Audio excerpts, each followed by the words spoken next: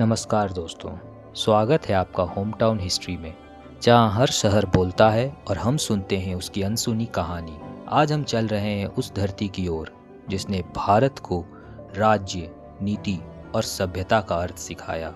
मगध, यानी वो भूमि जहां नदियां सिर्फ बहती नहीं थी, वे साम्राज्य गढ़ती थी। गंगा और सोन के संगम से जन्मा इतिहास।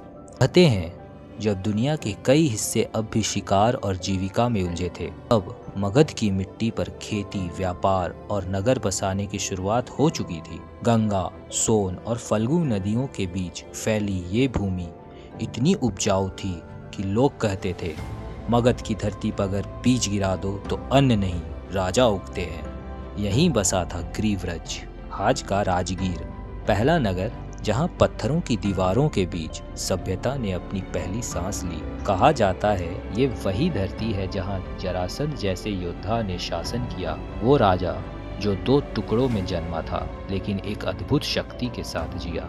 जरासंध की कहानी सिर्फ पुराणों में नहीं, राजगीर के हर पत्थर में गूंजती है। स्थानीय लोग बताते हैं यहाँ कहीं वो अखाड़ा है जहाँ भीम ने उसे 2 भागों में चीर दिया था। मगध युद्ध की नहीं, व्यवस्था की भूमि। पर मगध सिर्फ युद्ध की गाथा नहीं था, यहाँ राजनीति एक कला थी, यहाँ शासन एक दर्शन था। हर घर में नीति शास्त्र की बातें होती थी, हर सभा में नए विचार जन्म लेते थे। यहाँ के लोग कहते थे, राजा वही जो जनता को नचाए नहीं बल्कि साथ लेकर चले। और इसी सोच ने मगध को बाकी सभ्यताओं से अलग बनाया। यहीं से भारत का राजनीतिक केंद्र बनने की शुरुआत हुई। यहीं से निकले वो राजवंश जिन्होंने भारत को एक सूत्र में बांधने की कोशिश की। बृहद्रथ, शिशुनाग, नंद, मौर्य, गुप्त, सभी की जड़ें इसी धरती में बसी थी।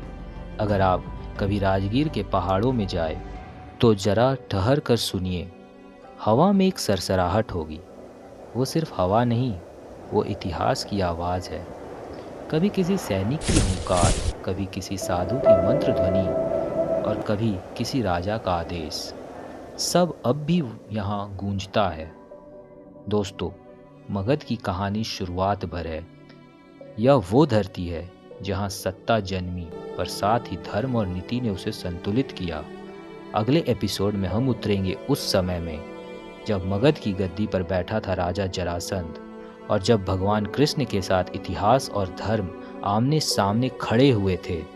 अगर आपको ये ऐतिहासिक यात्रा पसंद आई हो तो लाइक करें, कमेंट करें और सब्सक्राइब करें, क्योंकि आगे की कहानी और भी रोमांचक है। मैं हूँ शुभम और आप देख रहे हैं होम टाउन हिस्ट्री, जहाँ इतिहास बोलता है, बस सुनने वाला चाहिए। Thank you.